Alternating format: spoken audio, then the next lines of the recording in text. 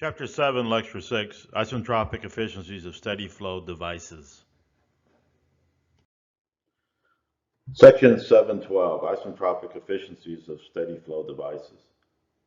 So in this section, which obviously is, I think is the most important section of this particular chapter, we're going to look at turbines, compressors, pumps, and other devices, and see how the actual device is different from the ideal device. And all these are essentially the cause of what's called as irreversibilities. These accompany all actual processes, and their effort is always to degrade the performance of the device. So in analysis, it's very useful to have some parameters that would enable us to quantify the degree of degradation of energy in these devices, how they deviate from the 100% best case you could ever have. We sort of did this in chapter 6 when we looked at this for cyclic devices such as heat engines and refrigerators. We compared the actual cycles to the idealized ones, such as the Carnot cycle. A cycle that was composed entirely of reversible processes served as the model cycle to which the actual cycle could be compared.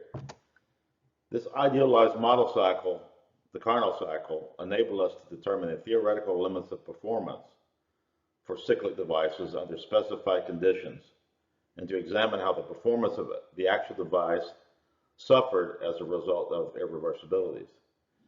Now we're going to extend this analysis to discrete engineering devices working under steady flow conditions, such as turbines, compressors, nozzles, pumps. We will examine the degree of degradation of energy in these devices as a result of these irreversibilities. So we're going to use the isentropic process, which involves no reversibilities, to serve as the ideal process for adiabatic devices. So here in the diagram, you have the actual device. This shows a turbine, but it could easily be a pump. You have the input pressure and temperature and the output pressure. So the ideal case is reversible. So here, it's isentropic. The entropy is going to remain constant, where in the actual case, it doesn't. So let's look at turbines first. Usually the changes in kinetic and potential energies associated with a fluid stream flowing through a turbine are small relative to the change in enthalpy, and thus can be neglected. When the work output of an adiabatic turbine simply becomes the change in enthalpy, which we can easily calculate by looking up in the tables. So here, H2A and H2S are the enthalpy values at the exit state for actual and isentropic processes, respectively. So here shows what's known as an HS diagram. You can see we start up here at state 1. We're going through the turbine. So we have two paths you can go. The solid green path is the isentropic case, where the entropy remains constant. Well, in the real actual process, entropy increases as you go through the turbine. So instead of following the straight path, it follows a curved dash path. So here's where you see the 2S and 2A. 2S is the isentropic end state, and 2A is the actual end state. And here it also shows the input pressure to the turbine and the exit pressure to the turbine. So let's look at an example.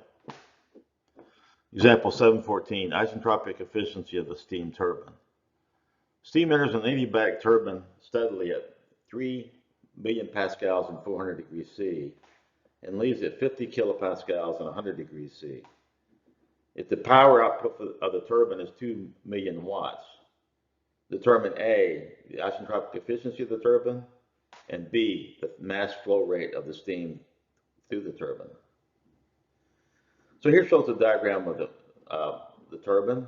You have the input pressure, input temperatures, you have the output pressure and temperature, and you have the work being done, work output.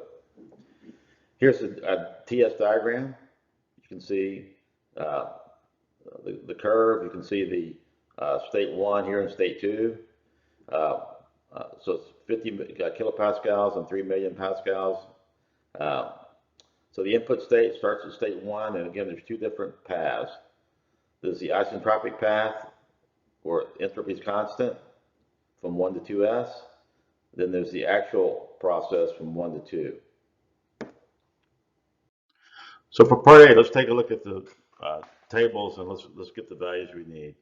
So for state 1, input to the turbine here. So you have pressure 1 is 3 million pascals and 400 degrees C. So we come down to the bottom graph here, and again, I cut these from the tables. They're A6, table A6, but I didn't want to put the whole table in because I can't show that on one single screen. So here we're at T here, which is 400 degrees C. We're at 3 million pascals. So we can come across the table and we can read off the enthalpy and entropy. And I didn't highlight the enthalpy, the H value here, but you can see it's 32331.7. And then there's the entropy is 6.9235. The top graph shows the state 2A. So we have a pressure of 50 kilopascals and 100 degrees C. So here you come 100 degrees C, come across your 50 kilopascals, which is 0.05 million pascals. You can read off the H value here. So let's look at the exit state, state 2s. The exit enthalpy of the steam for the isentropic process, H2s, is determined from the requirement that the entropy of the steam remain constant. S2s equals S1. So here for state 2s, we come in at 50 kilopascals and we have to maintain the constant entropy. So what do we do here is we can look in the table A5 here. So at 50 kilopascals, we can come across, we can get the SF value, and we can get the SG value right off the tables. So let's use the information we have. So state 1, we started off, we have 3 million pascals, 400 degrees C.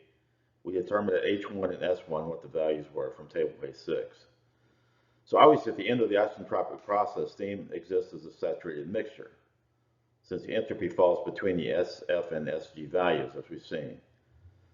Thus, we need to find the quality of state 2s first. So we take the actual entropy, 6.9235, and we subtract that from SF and SFG, which we can determine from the table.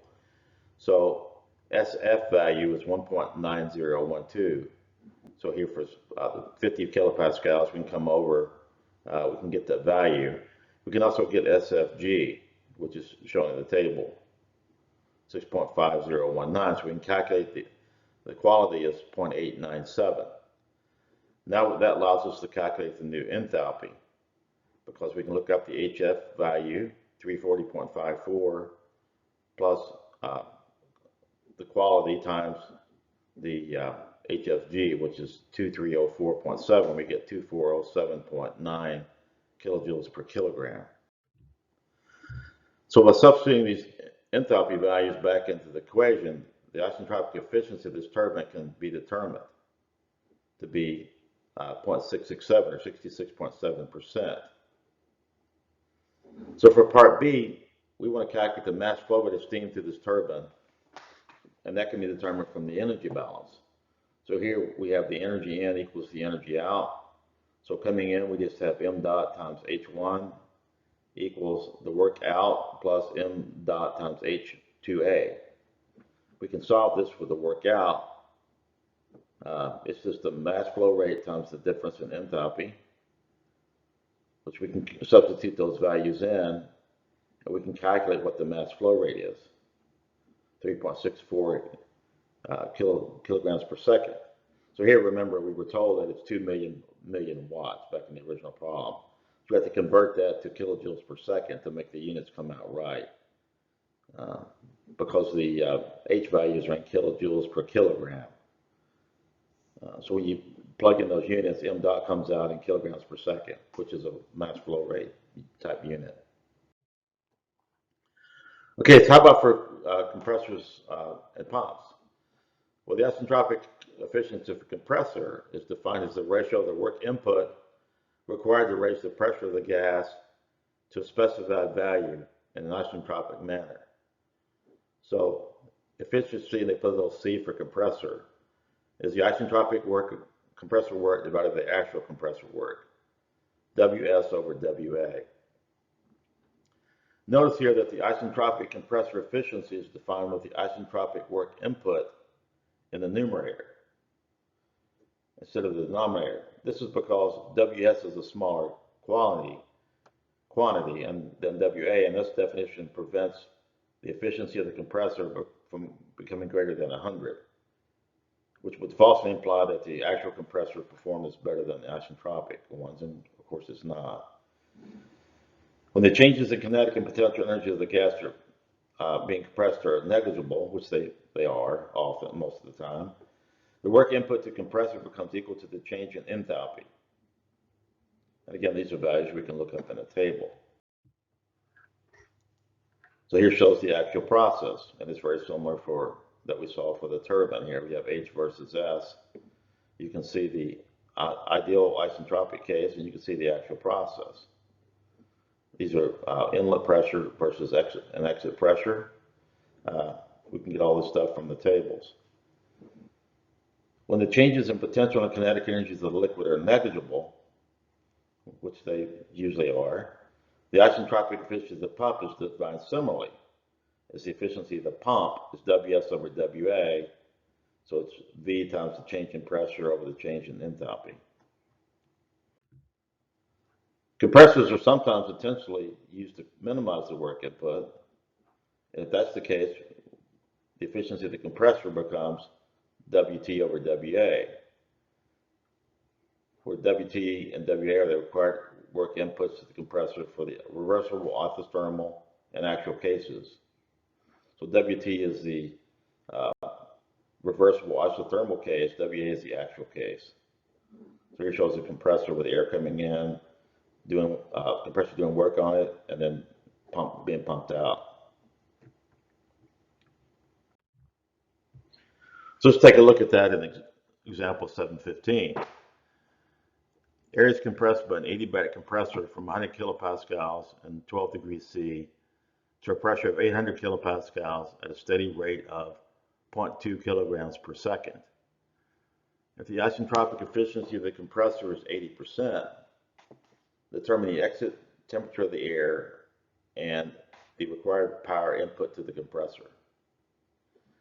So here shows a diagram of the compressor. We have the pressure and temperature of the air coming in. We have the mass flow rate, and we have the pressure coming out. The diagram on the left shows the TS diagram of the process.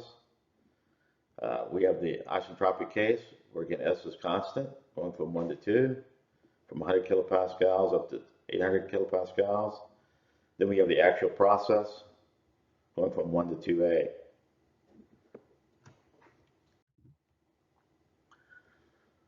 We know only one property, pressure at the exit state, and we need to know one more to fix the state and thus determine the exit temperature.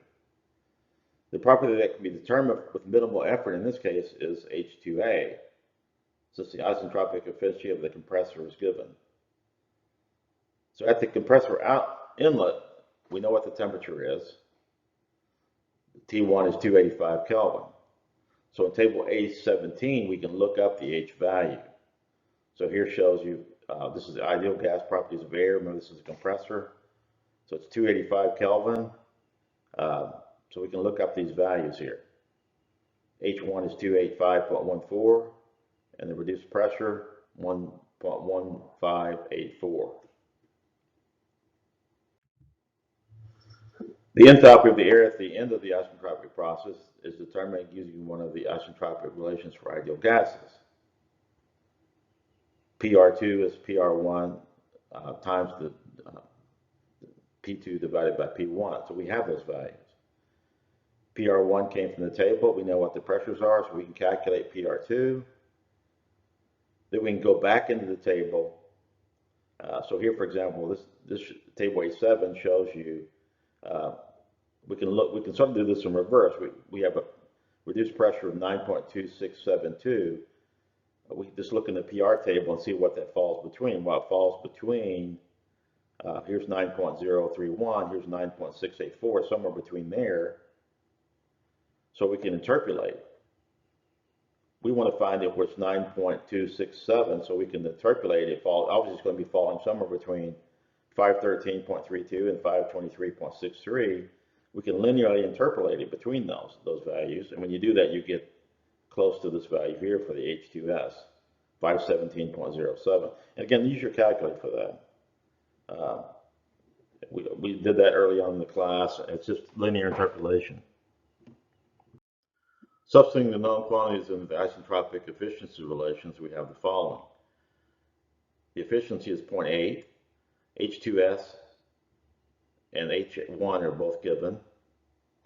The only thing we need to find is H2A, so we can find that, calculate the unknown.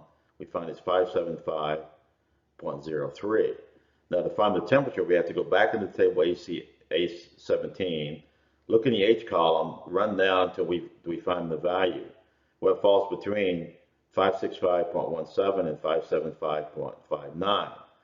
So again, we have to interpolate because this value 575.03 is close to 570. We see that, but it's not exactly. So we can get a better estimate. If we have 560, it's at 565.17, 570, it's 575.59. So it obviously falls between 560 and 570 and pretty close to 570, so we can linearly interpolate, and we can find the temperature is 569.5 Kelvin. The required input to the compressors determines the energy balance for steady flow devices. So we've seen this before. It's just m dot times H2A minus H1. M dot is given. H2A we just found. H1 we have. So we find it to be 58.0 kilowatts. So notice in determining the power input to the compressor, we need H2A instead of H2S. Since H2A is the actual enthalpy of the compressor, or the air as it exits the compressor. The quantity H2S is a hypothetical value that the air would have if the process were isentropic. So let's take a look at nozzles. Nozzles are essentially adiabatic devices and are used to accelerate a fluid. Therefore, the isentropic process serves as a suitable model for nozzles. The isentropic efficiency for nozzles is defined as the ratio of the actual kinetic energy at the nozzle exit to the kinetic energy value exit of an isentropic nozzle with the same inlet and exit pressure. So if you plug these in, kinetic energy is 1/2 mv squared. Well, the 1/2 cancels and the m's cancel. So you're just left with a ratio of the squared velocities, V2A squared over V2S squared. Nozzles involve no work interactions, and the fluid experiences little to no change in its potential energy as it flows through the device. If in addition the inlet velocity of the fluid is small relative to the exit velocity, which it usually is, the energy balance for this steady flow device reduces to the following. H1 is H2A plus V2A squared over 2. Then the isentropic efficiency of the nozzle can be expressed in terms of enthalpy as follows. So the efficiency, you put a little n for the nozzle, H1 minus H2A divided by H1 minus H2S. And again, this shows it on the HS diagram. The solid line is the inlet state from 1 to 2S, and from 1 to 2A, the dot dash line is the actual process. And this, this kind of diagram should sort of make sense because obviously the entropy S value is going to be higher in the actual case than it is the isentropic case, where the entropy is constant. So the best way to look at this is, again, through an example. So here we have air coming in at 200 kilopascals and 950 K, enters an adiabatic nozzle at low velocity and is discharged at a pressure of 110 kilopascals. If the isentropic efficiency of the nozzle is 92%, Determine A, the maximum possible exit velocity, B, the exit temperature, and C, the actual exit velocity of the air. Assume constant specific heats for air. So this shows the air nozzle, it shows the input state, it shows the exit state. It shows the TS diagram like we talked about. You have the pressure, state 1, state 2. The exit velocity of the air will be a maximum when the process in the nozzle has no irreversibilities. The exit velocity, in this case, is determined from the steady flow energy equation. However, first we need to determine the exit temperature. So we can go back, since this is an isentropic process, it's an ideal gas, we have this equation. T2S over T1 is the ratio of pressure raised to the K minus 1 over K. So here, the K value is 0.349. The input, the temperature is 950 Kelvin. We know the pressure, so we can determine the T2S is 814 Kelvin. The average values for CP and K at this anticipated temperature values are determined from table A to B. So, you know, this is where you get those values to plug in the K values here. This K value is what goes in here. So 0.349 is K minus 1. And then obviously K goes on the bottom here. So now we can determine the isentropic exit velocity of the air from the energy balance. So we have H1 plus V1 squared over 2 equals H2S plus V2 squared over 2. It's basically this energy balance. We can solve this. V2S is the square root of 2H1 minus H2S, which is equal to 2 times specific heat times the change in temperature, which we have these values. We looked these up from the table. This here is the conversion factor. So we can find the exit velocity is 549 meters per second. The actual exit temperature of the air is higher than the isentropic exit temperature evaluated above and is determined using the efficiency relation.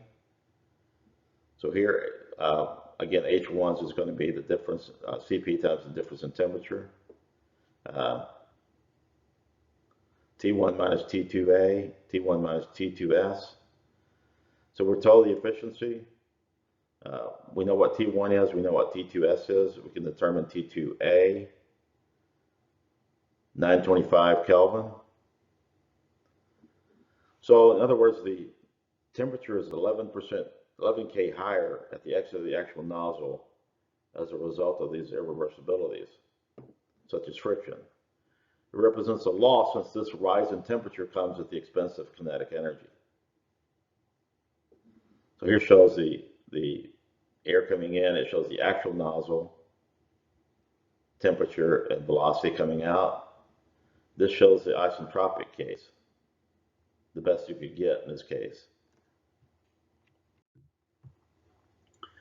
The actual exit velocity of the air can be determined from the definition of an isentropic efficiency of a nozzle. So here we can solve this for V2A, square root. We can plug in our values. We can calculate what it is. The actual exit velocity, 527 meters per second.